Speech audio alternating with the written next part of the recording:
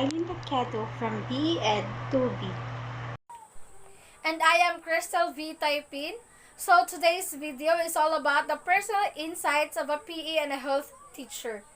So let's welcome our first guest, Sir Tungas Divine Gracia Gramatica from Tubud National High School.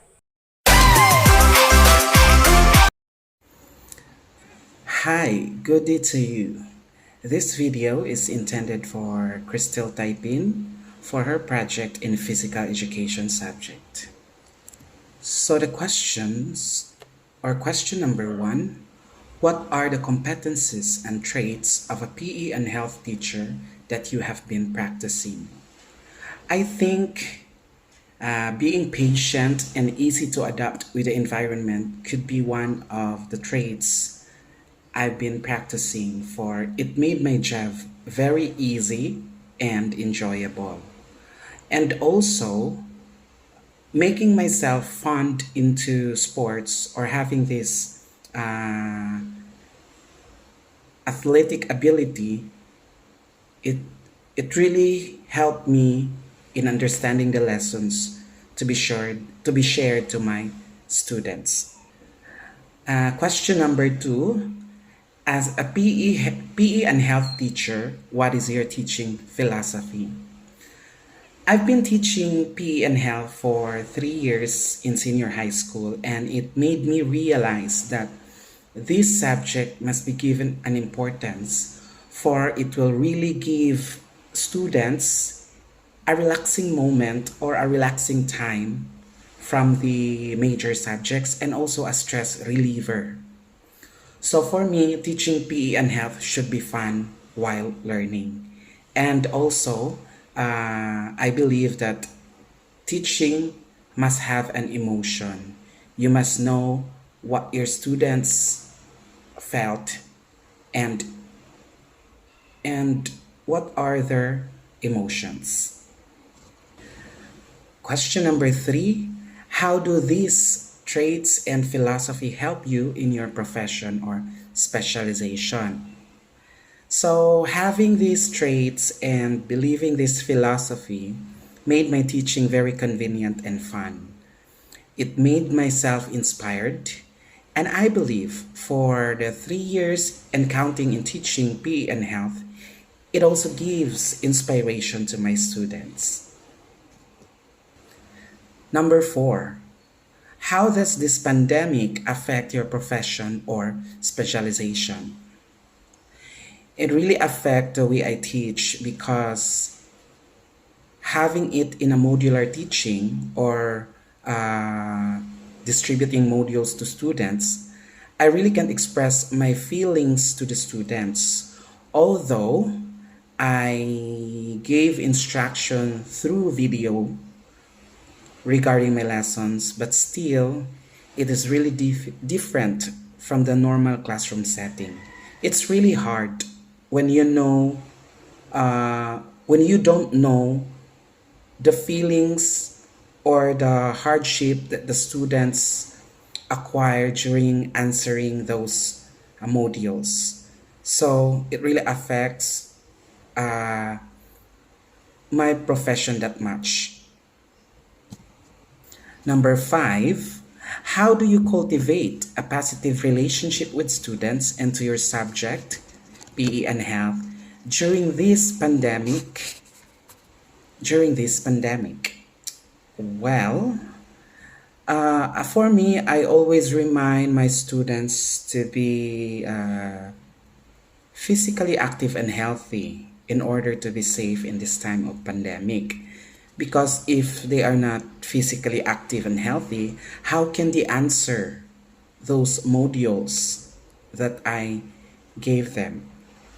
So sometimes in my video presentation, at the last part of my video presentation, I make sure that I can share to the students how can they benefit from learning this subject, especially in this time of crisis. So having that one, it can create a positive relationship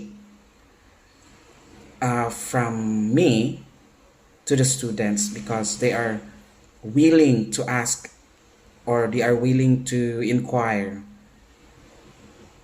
me regarding the lessons without hesitation. And number 6, how do you keep your student engaged and motivated while in remote learning? So, of course, I encourage them to have some fun while learning since they can do all what they want. If some questions and queries arises from their mind, I always told them to ask me and don't hesitate to have a contact with me through messenger, through text, or any medium that can be used just to contact me. In this type of learning, communication is the key to have an engaged and motivated teaching learning process. Number 7, how do you integrate social emotional learning into your physical education class? I always make sure that before I proceed to my lesson proper, I always have to talk to my students on how they are doing, what are the happenings in their life that worth remembering, or any personal questions that can be relatable to my subjects. Even in our group chat nowadays, since we are in this remote learning, I let them talk with each other so that they can be open to everyone. In this way, all of us can relate with each other. And of course, it can help me a lot in understanding them, and by that, I can easily deliver the lessons effectively. Number 8, how do you maintain your own professional development? And what are areas would you select for your professional growth? Well, for me, I think in order to have a professional development, I need to have more schooling and, of course, research. There are seminars available in our department, so as much as I can be one of the participants, I must be available for that. And of course, the area that I want to focus with is my knowledge on the learning content. Since I am not a MAPI major during my college years, but the passion and the personality brought me to teach the subject effectively. And so I need to improve more on the content of the subjects. And that could be studied, of course. So more schooling and maybe solicit some knowledge from my peers and colleagues. That's all, and hope it can satisfy my answers will satisfy all those questions. Thank you and have a good day. And lastly, Sir Jairo Velos. Hello, my name is Arjero Velos, and I will be answering these questions. Number 1, what are the competencies and traits of a PE and health teacher that you have been practicing? So sa ako lang, I'm practicing understanding a well-mannered pagka PE and health teacher. When it comes to teaching mo, you are going to understand some of the students nga kanang sa ilahang sa ilahang side, dili lang kay kanang tawag ani kanang imuha lang kag galingon ang imuhang gihinuna. So you are going to understand their side also para dili siya as in nga bias ka. So number 2, as a PE teacher and a PE and health teacher, what is your teaching philosophy? So akong teaching philosophy is learning by doing, or yan naman ang learning by doing is because once you learn while you are learning, when you are doing that, when you are doing something, you learn also. So that is two birds in one stone. Kay kita magod more on knowledge pero dili ma-apply nato while doing the hands-on. There is a tendency mong nga kaan kanang mawala ang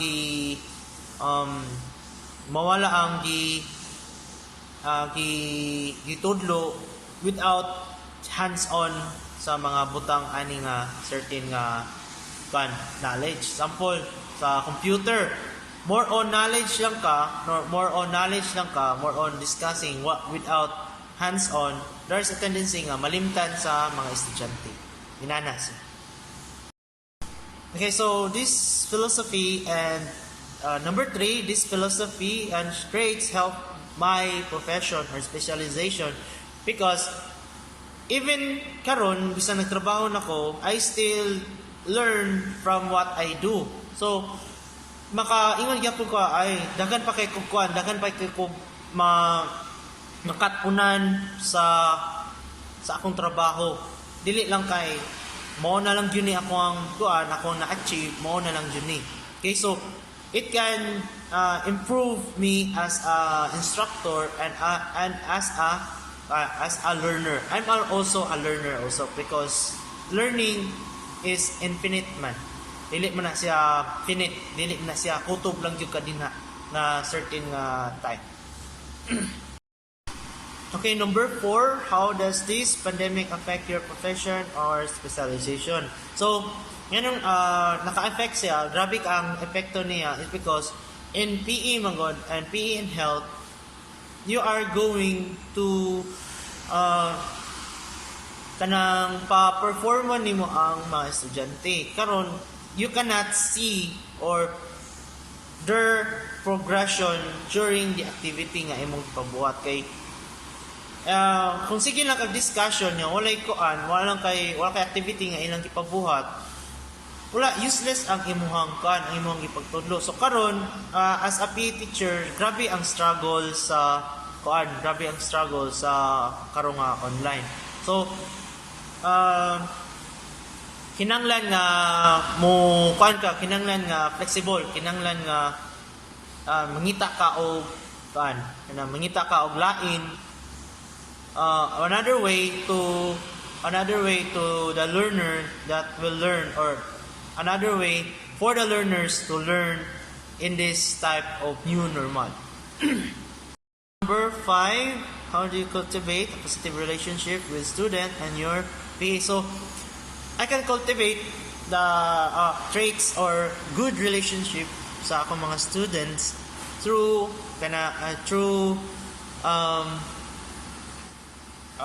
explaining the subject matter and giving them time of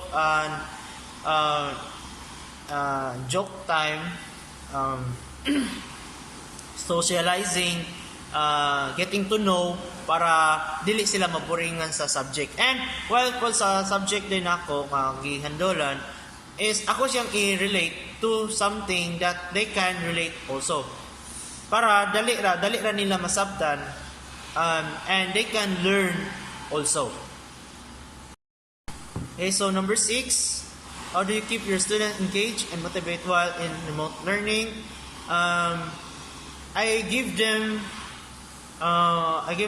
modules nga maka-interest, catch their interest para dili sila maboringan ko. Boringa ani. Ay, kinanglan nga another set of type of learning or another set of activities that can get their motivation throughout the subject or throughout this sem. Para dili sila ingnon ba nga boring man kayo inana way lami kayo ikuan. So, kinanglan nga a unique and creative nga way of doing the activity.